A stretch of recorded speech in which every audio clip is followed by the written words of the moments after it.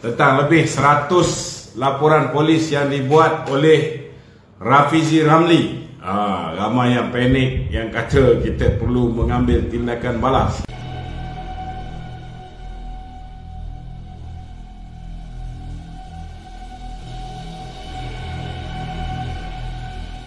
Saya nak beritahu dengan tuan-tuan, jangan kelang kabut, jangan risau, sebab sebenarnya tuan-tuan, bukan Datuk Seri Najib Tun Razak yang merupakan sasaran kepada saudara Rafizi Ramli. Rafizi ni saudara, sebenarnya sasaran dia ialah untuk membuat kita semua ingat kembali siapakah dalang di sebalik peristiwa serangan Kesultanan Sulu di Lahad Datu, tuan-tuan. Kalau tuan-tuan masih ingat lagi, siapakah yang menghantar anggota tentera untuk membantu Sultan Sulu menyerang Lahad Datu? Saudara mesti ingat, tidak lain, tidak bukan, ialah Nor Miswari. Nor Miswari siapa dia, saudara? Nor Miswari ialah sahabat baik Anwar Ibrahim. Itu sebab saya tak pelik bila Manila Times mengatakan bahawa Anwar terlibat di dalam apa yang berlaku di Lahad Datu. Itu Manila Times tulis. Kalau tak betul, Anwar perlu saman Manila Times. Yang keduanya, saudara, walaupun Rafizi ni baik dengan Nurul Izzah, dia baik dengan Nurul Izzah, tapi tergamak juga dia perkenakan Nurul Izzah juga. Sebab sebelum berlakunya serangan ke atas Lahad Datu, Nurul Izzah pernah berjumpa dengan Puteri Sulu yang bernama Jekyll Kiram. Nampak tak tuan-tuan? Siapa yang memegang poster rilis Anwar, bebaskan Anwar. Inilah Jekyll Kiram. Jadi saudara, kita tak perlu nak bimbang bila mana Rafizi dalam mood menghancurkan presiden dia sendiri. Cuba tengok, tak ada pun tulis berapa orang tengok dekat Facebook ni. Kenapa aku punya Facebook tak boleh nampak? Biasa tu. Dia orang tengah kacau ni. Dia orang tengah buat kerja. Kita nak beritahu dengan kawan-kawan kita yang buat kerja ni, be gentleman lah. Janganlah bazir masa untuk kacau live kami ni. Kalau tak suka, tengok live orang lain. Tengok live orang lain. Live Rafizi ke, live Tian Chua ke, live siapa-siapa ke. PM pun tengok ya. PM pun tengok. Sabri is watching. Sebenarnya Sabri pun watching. Assalamualaikum Datuk Seri, apa khabar? Jadi saya nak beritahu dengan tuan-tuan, kita tak perlu rasa bimbang kerana apabila ada laporan polis seluruh negara, sudah pastilah ada siasatan. Bila siasatan pihak polis dilakukan, sudah pastilah tuan-tuan, akhirnya mereka akan siasat sehingga ke tahap kenapa Tommy Thomas mengeluarkan surat bodoh dia kepada peguam Sultan Sulu yang membuat tuntutan ke atas kerajaan Malaysia. Dan bila perkara ini berlaku, dan kita pun tahu kerajaan PH cuba nak menafikan, sedangkan saudara, orang yang kata bahawa di dalam PKR hari ini ada gunting dalam lipatan, pada ketika itu Wan Azizah merupakan timbalan Perdana Menteri. Jadi takkan Wan Azizah ni tuan-tuan tidak tahu, Wan Azizah tidak tahu tentang apa yang diutus oleh Tommy Thomas. Minta tolong jangan goyang-goyang meja ni. Kita ni dah pakai stand murah ni tuan-tuan. Stand ni beli kat Shopee RM15. Dia salah hantar, tak ada lampu, dapat claim RM10. RM5 je kos stand ni. Okey. PM boleh bagi. Jangan bagi goyang.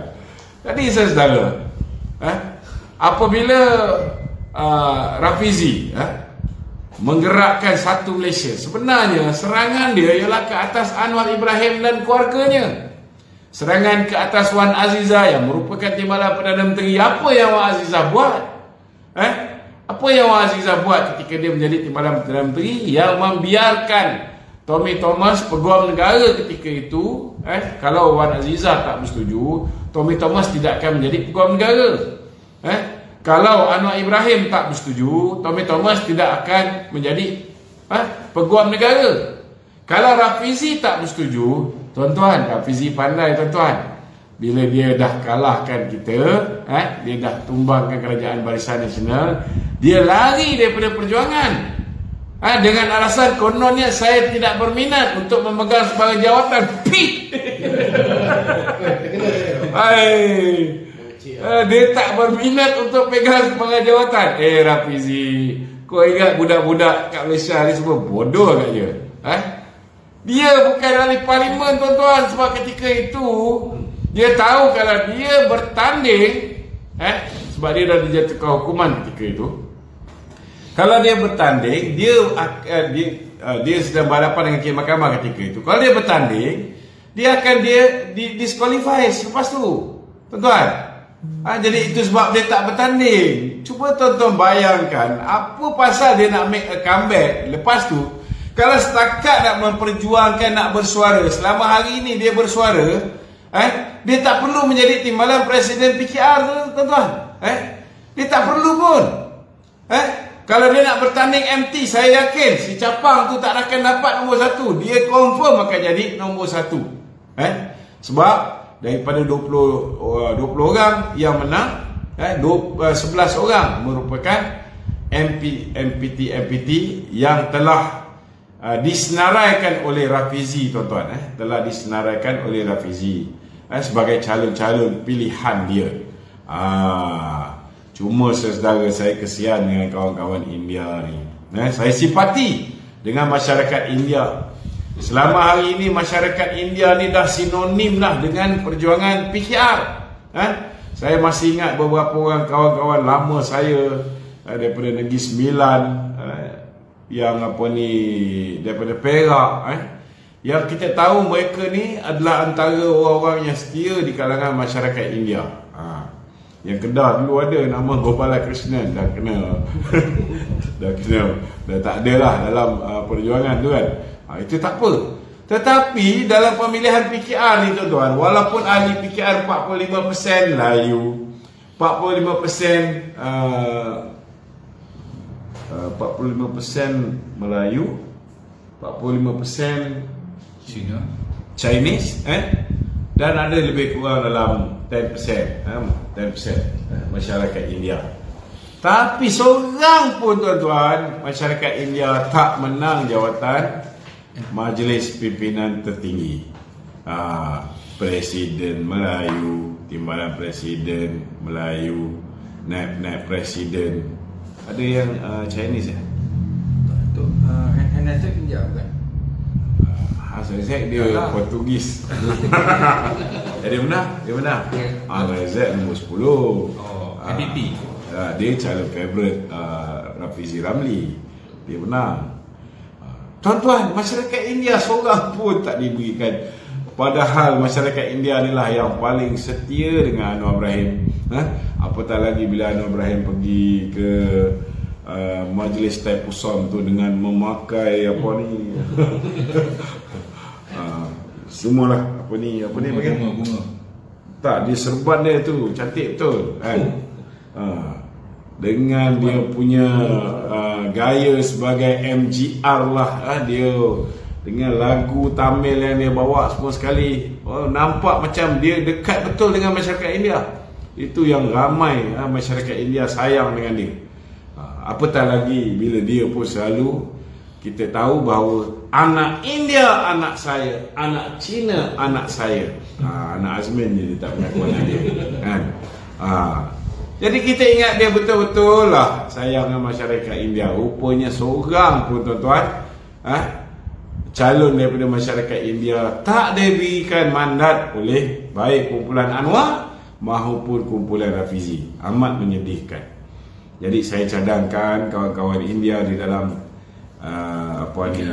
PKR, keluarlah beramai-ramai, tinggalkanlah PKR tu. Ini parti langsung tak ada respect orang India.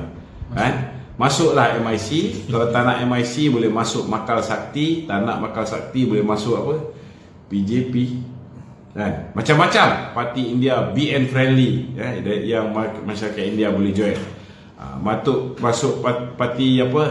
Cinta Malaysia pun boleh, tak ada masalah. Jadi tak payahlah duk percaya bahawa Rafizi Ramli dia bertanding jawatan timbalan presiden dengan niat untuk tidak memegang jawatan dalam kerajaan. Saudara, kalaulah betul dia memang tak nak pegang jawatan dalam kerajaan, maknanya orang yang memilih dia sebagai timbalan presiden memang bahlul. Bahlul.